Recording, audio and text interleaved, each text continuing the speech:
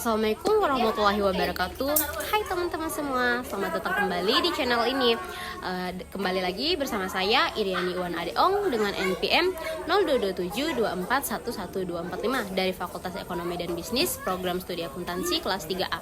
Nah, hari ini kita bakal ngobrol santai sebuah topik yang kalau didengar pertama kali mungkin kedengarannya kayak, wah ini materi kuliah banget, tapi santai aja karena saya bakal jelasin ini dengan bahasa yang sangat sederhana biar kalian mudah mengerti.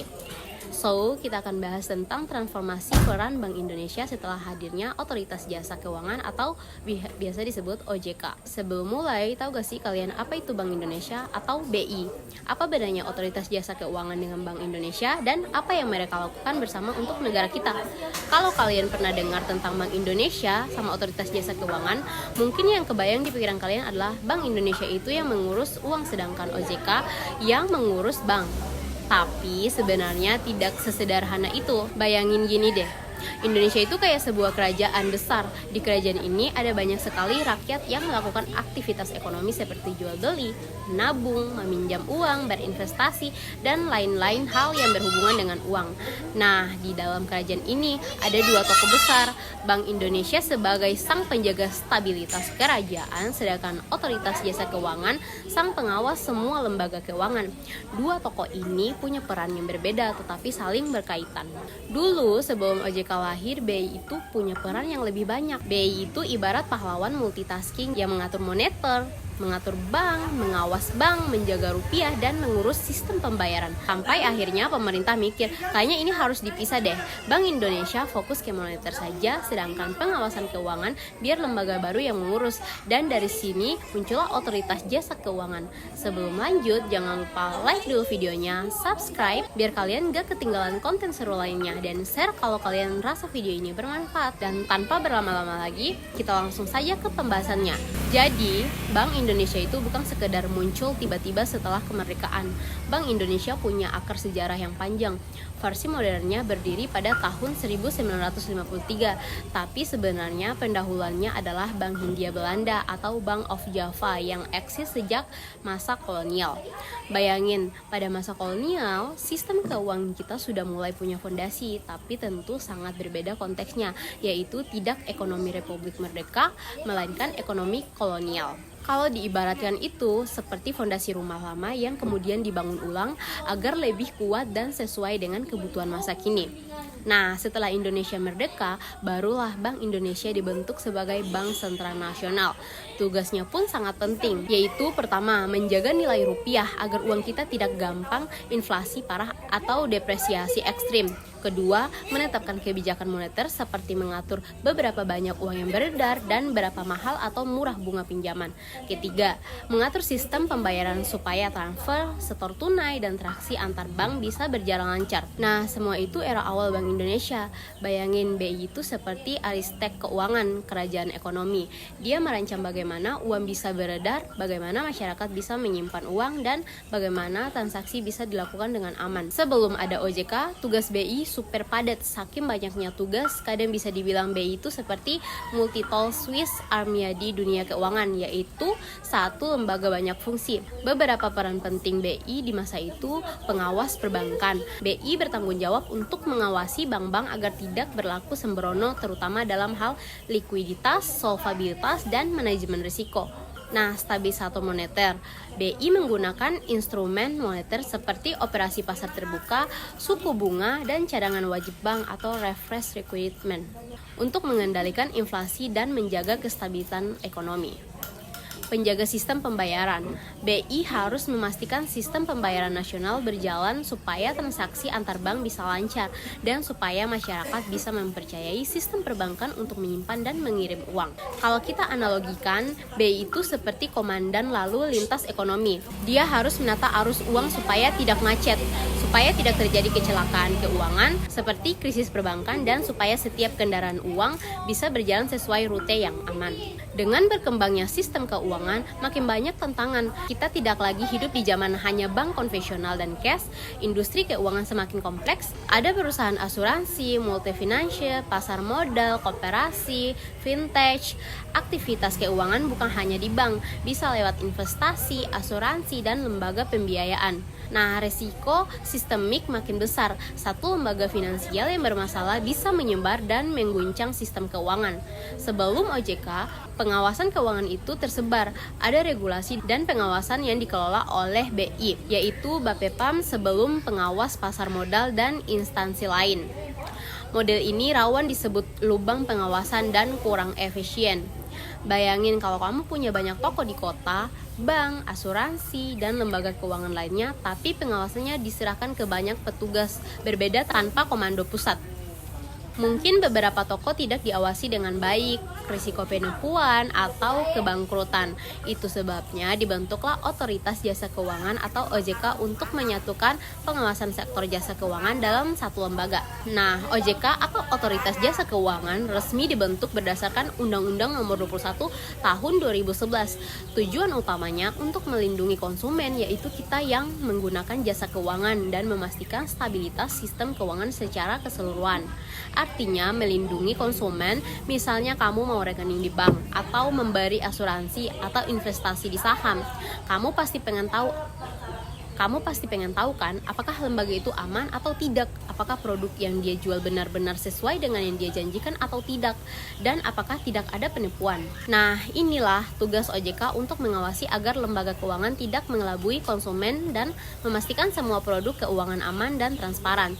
Tidak hanya sektor jasa keuangan, termasuk perbankan, pasar modal, asuransi, lembaga pembiayaan, hingga fintech seiring dengan perkembangan waktu. Lalu, stabilitas sistem keuangan apa artinya? Artinya sistem keuangan kita tidak mudah roboh. Kalau ada satu bank yang masalah, tidak boleh menyebar ke bank lain sampai harus membuat krisis keuangan. Jadi, OJK ditugaskan untuk mengawasi agar semua lembaga keuangan tetap sehat dan tidak membuat masalah bagi sistem keseluruhan. Puncak dari proses ini terjadi pada 31 Desember tahun 2013 ketika BI secara resmi menyerahkan fungsi pengaturan dan pengawasan perbankan kepada OJK.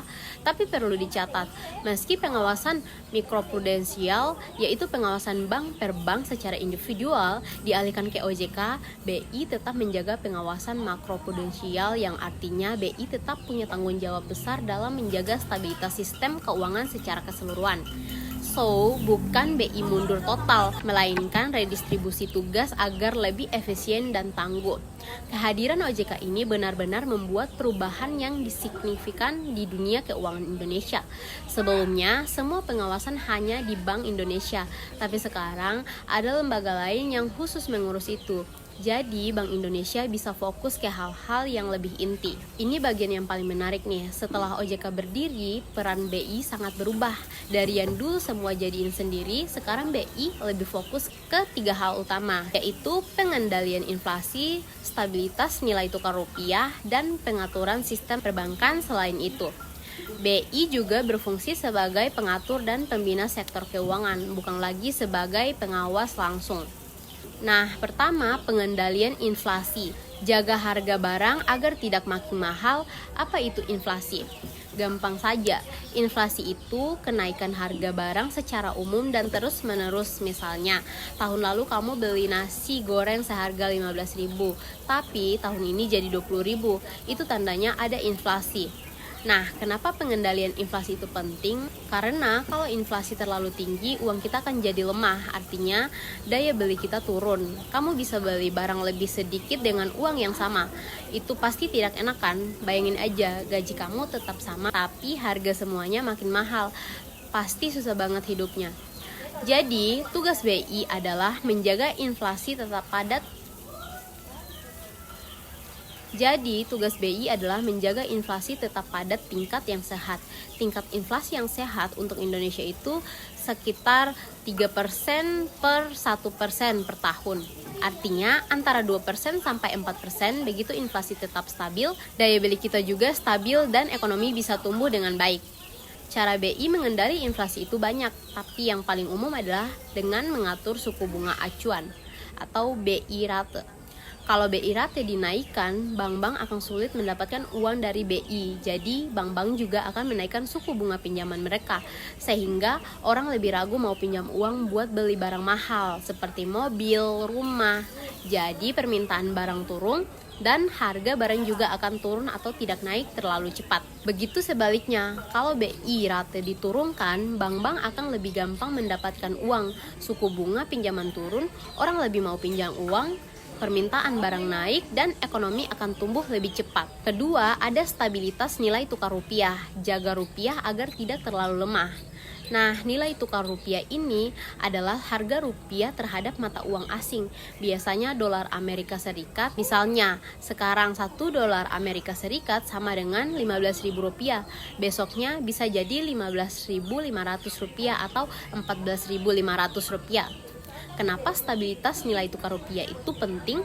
Karena banyak barang yang kita beli dari luar negeri kan, seperti minyak bumi, bahan baku pabrik, gadget, dan banyak lagi. Kalau rupiah lemah, misalnya 1 dolar jadi 16.000 rupiah, maka harga barang-barang impor itu akan naik dan itu akan berdampak ke harga barang di dalam negeri juga. Misalnya, minyak bumi impor naik harga, maka harga BBM juga naik, yang kemudian membuat harga transportasi naik, dan akhirnya harga semua barang lain juga naik, dan itu bisa membuat inflasi tinggi.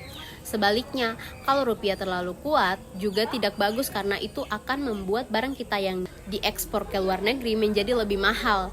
So, negara lain kurang mau beli barang kita dan itu akan berdampak ke sektor ekspor kita yang akhirnya bisa membuat ekonomi tumbuh lebih lambat. Jadi, tugas BI adalah jaga nilai tukar rupiah tetap stabil, tidak terlalu lemah dan tidak terlalu kuat. Cara BI melakukannya adalah dengan intervensi pasar mata uang. Artinya, BI akan beli atau jual dolar Amerika Serikat di pasar. Kalau rupiah mau lemah, BI akan jual dolar Amerika Serikat yang dia punya, sehingga permintaan rupiah naik dan nilai tukar rupiah jadi lebih kuat. Kalau rupiah mau terlalu kuat, BI akan beli dolar Amerika Serikat sehingga permintaan dolar naik dan nilai tukar rupiah jadi lebih lemah. Nah, ketiga, ini ada pengaturan sistem perbankan. Jaga sistem perbankan agar tetap sehat. Mengatur struktur dan kerangka kerja sistem perbankan secara keseluruhan.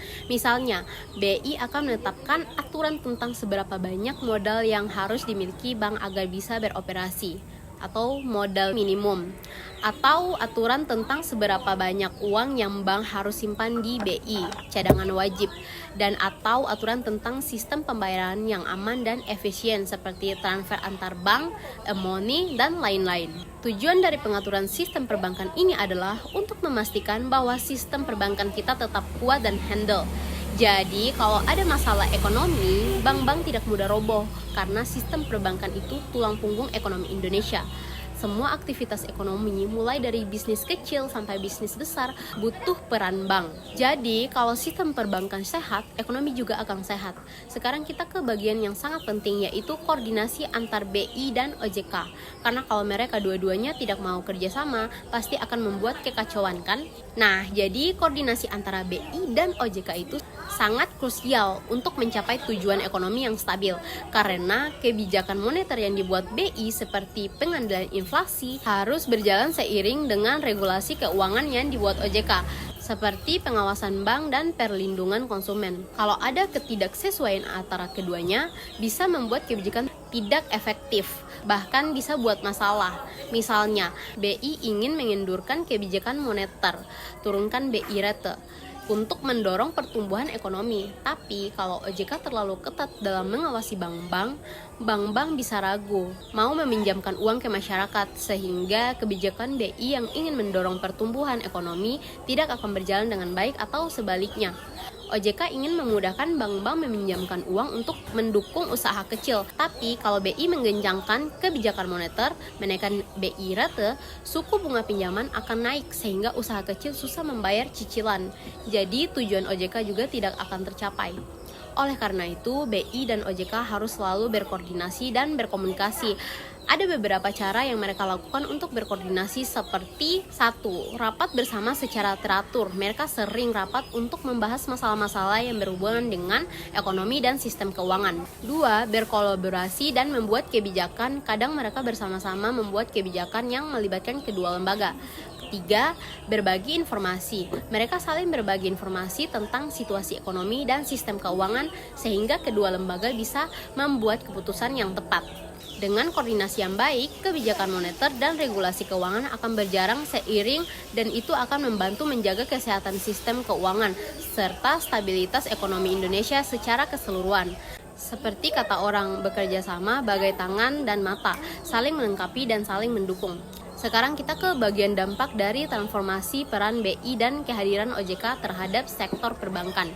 Dan untungnya dampaknya sangat positif. Seperti yang kita ceritain tadi, sebelum OJK ada, pengawasan ke bank-bank hanya dari BI. Tapi karena BI punya banyak tugas lain, terkadang pengawasannya tidak sepenuhnya efektif. Tapi setelah OJK ada, pengawasan ke bank-bank jadi lebih spesialis dan lebih ketat. Akibatnya, bank-bank di Indonesia sekarang lebih transparan dan lebih akuntabel. Artinya, bank-bank harus memberitahu secara jelas tentang kondisi keuangan mereka, produk yang mereka jual, dan biaya-biaya yang dikenakan. Jadi, kita sebagai konsumen bisa lebih mudah memahami dan membuat keputusan yang tepat. Sedangkan akuntabel berarti bank-bank harus bertanggung jawab atas setiap keputusannya. Kalau ada kesalahan atau pelanggaran, mereka akan dikenai sanksi dari OJK, sehingga bank-bank akan lebih hati-hati dalam menjalankan usahanya. Dampak lain yang positif adalah peningkatan kepercayaan masyarakat terhadap sektor perbankan. Kalau kita tahu bahwa bank-bank itu diawasi dengan ketat, transparan, dan akuntabel, kita akan lebih percaya untuk menyimpan uang di bank atau meminjam uang dari bank atau memanfaatkan produk keuangan lainnya.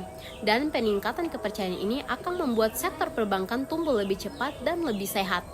Contohnya saja, sekarang banyak orang yang mau buka rekening di bank, bahkan di bank digital yang baru muncul karena mereka tahu bahwa bank-bank itu diawasi oleh OJK jadi aman. Atau banyak orang yang mau investasi di reksadana atau saham karena mereka tahu bahwa produk itu diatur oleh OJK, jadi tidak ada penipuan. Itu kan sangat bagus kan? Bagi kita sebagai konsumen, kita lebih aman. Bagi bank-bank, mereka lebih profesional. Dan bagi ekonomi Indonesia, sektor perbankan lebih sehat dan bisa mendukung pertumbuhan ekonomi.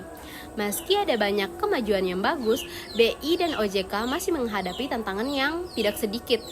Karena dunia ekonomi dan keuangan itu selalu berubah dan mereka harus terus beradaptasi. Pertama, perubahan teknologi makin cepat, makin sulit diatur. Sekarang ini teknologi berkembang dengan sangat cepat. Ada bank digital, e-money, blockchain, vintage, dan banyak lagi. Ini membuat sektor keuangan makin modern dan mudah diakses, tapi juga buat tantangan baru.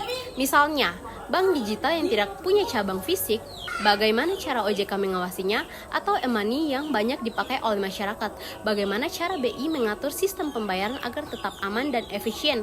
Atau blockchain yang bisa digunakan untuk transaksi tanpa lembaga tengah, bagaimana cara kedua lembaga ini mengatur agar tidak ada penyalahgunaan? Perubahan teknologi ini membuat BI dan OJK untuk selalu belajar dan beradaptasi. Mereka harus membuat aturan dan kebijakan yang sesuai dengan perkembangan teknologi tanpa menghambat inovasi. Ini tidak mudah, tapi harus dilakukan agar sistem keuangan kita tetap sehat dan relevan. Kedua, risiko sistemik. Bahaya yang bisa menyebar risiko sistemik itu adalah risiko yang bisa mempengaruhi seluruh sistem keuangan, bukan hanya satu lembaga keuangan. Misalnya, kalau ada satu bank besar yang roboh, itu bisa membuat kepercayaan masyarakat turun dan akhirnya semua bank akan terkena dampak. Atau kalau ada krisis ekonomi di luar negeri, itu bisa berdampak ke ekonomi Indonesia dan sistem keuangan kita. Mengelola risiko sistemik itu sangat sulit, karena itu membutuhkan pemahaman yang mendalam tentang hubungan antara berbagai lembaga keuangan dan ekonomi secara keseluruhan. BI dan OJK harus bekerja sama untuk mendeteksi risiko sistemik sejak dini dan mengambil langkah-langkah untuk mencegahnya atau menguranginya. Contohnya, mereka bisa menetapkan aturan yang lebih ketat tentang modal minimum yang harus dimiliki bank, atau aturan tentang pemberian pinjaman yang tidak terlalu berisiko, atau mereka bisa melakukan stress test atau tes tekanan ke bank-bank untuk melihat seberapa kuat bank-bank itu menghadapi situasi ekonomi yang buruk. Apa saja inovasi yang sudah dilakukan BI? Pertama, kebijakan moneter makroprudensial. Jaga sistem keuangan tetap sehat. Kebijakan ini bertujuan untuk menjaga stabilitas sistem keuangan secara keseluruhan dengan mengendalikan risiko sistemik yang kita ceritain tadi. Contoh kebijakan moneter makroprudensial yang sudah diterapkan BI adalah laju pertumbuhan kredit atau singkatannya LPK. BI menetapkan batasan laju pertumbuhan kredit agar bank-bank tidak terlalu bebas meminjamkan uang yang bisa membuat risiko. Cadangan syariah wajib atau disingkat sebagai CSW dan cadangan wajib CW. BI menetapkan jumlah uang yang harus disimpan bank di BI agar bank memiliki cadangan yang cukup jika ada kebutuhan mendesak. Perbandingan pinjaman terhadap nilai jaminan atau LTV atau HTV. BI menetapkan batasan pinjaman yang bisa diberikan bank terhadap nilai jaminan seperti rumah atau mobil agar bank tidak terlalu berisiko kalau nilai jaminan turun. Kebijakan ini sangat penting karena itu membantu mencegah terjadinya krisis keuangan dan menjaga stabilitas sistem keuangan. Nah, sekarang kita masuk ke sistem pembayaran modern lebih cepat dan mudah. BI telah memperkenalkan sebagai sistem pembayaran modern yang lebih cepat, aman, dan efisien. Contohnya BI Fast, Contohnya BI Fast, sistem transfer antar bank yang cepat bisa dilakukan 24 jam sehari, 7 hari seminggu, dan nilai transfer bisa kecil atau besar. Kedua, ada e-money, sistem pembayaran elektronik yang bisa digunakan untuk belanja di berbagai tempat tanpa perlu bawa uang tunai.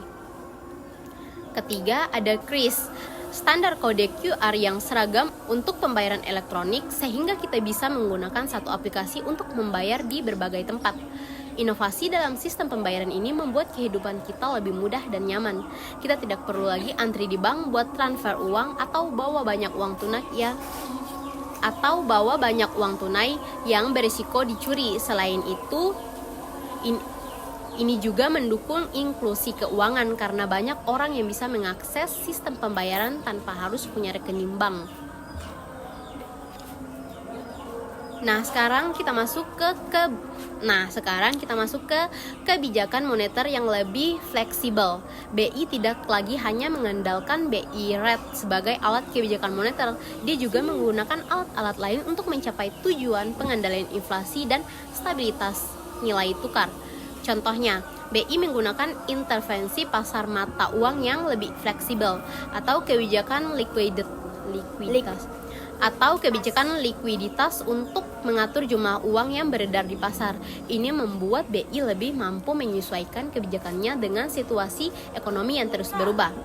Nah, sekarang kita masuk ke penggunaan teknologi di kebijakan BI. Sekarang menggunakan teknologi seperti Big Data dan Artificial Intelligence untuk menganalisis data ekonomi dan membuat keputusan yang lebih cepat dan akurat. Misalnya, BI bisa menggunakan data dari sistem pembayaran untuk menganalisis aktivitas ekonomi masyarakat atau menggunakan data dari bank-bank untuk menganalisis situasi sektor perbankan ini. Membuat BI lebih memahami situasi ekonomi dan bisa membuat kebijakan yang lebih tepat sasaran.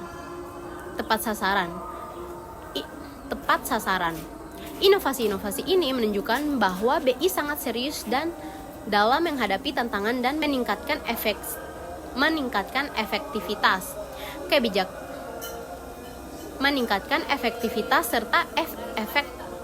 serta efektivitas kebijakannya. Dengan terus berinovasi, BI akan bisa menjaga stabilitas ekonomi Indonesia dan mendukung pertumbuhan ekonomi yang berkelanjutan. Jadi, transformasi peran Bank Indonesia setelah kehadiran OJK itu adalah adaptasi yang sangat penting dalam menjaga stabilitas ekonomi Indonesia. Sebelum OJK, BI punya tugas yang terlalu banyak, sehingga sulit fokus ke hal-hal yang paling penting. Tapi setelah OJK ada, BI bisa fokus ke pengendalian inflasi, stabilitas nilai tukar, dan pengaturan sistem perbankan. Sementara itu, OJK fokus ke pengawasan dan pengaturan sektor jasa keuangan, serta perlindungan konsumen. Kerjasama yang baik antara BI dan OJK adalah kunci keberhasilan. Dengan berkoordinasi dan berkomunikasi, mereka bisa membuat kebijakan yang efektif dan efisien yang akan menjaga kesehatan sistem keuangan dan stabilitas ekonomi Indonesia. Meskipun masih ada tantangan yang harus dihadapi seperti perubahan teknologi, resiko sistemik, risiko sistemik, inklusi keuangan, dan globalisasi, BI dan OJK telah menunjukkan kemampuan untuk beradaptasi dan berinovasi. Mereka telah memperkenalkan berbagai kebijakan baru dan program yang bermanfaat bagi masyarakat. Selain itu, peran BI dalam edukasi dan literasi keuangan juga sangat penting, karena dengan meningkatkan literasi keuangan masyarakat, kita bisa membuat semua orang lebih mampu mengeluarkan keuangan mereka, dan itu akan berdampak positif bagi ekonomi Indonesia secara keseluruhan. Semoga materi yang disampaikan hari ini bermanfaat buat kalian semua. Jangan lupa share video ini ke teman-teman kalian yang juga mau tahu tentang peran BI dan OJK, dan jangan lupa klik like dan subscribe ya, biar kalian gak ketinggalan video seru lainnya. Terima kasih sudah nonton sampai akhir. Sampai jumpa di video selanjutnya. Wassalamualaikum warahmatullahi wabarakatuh.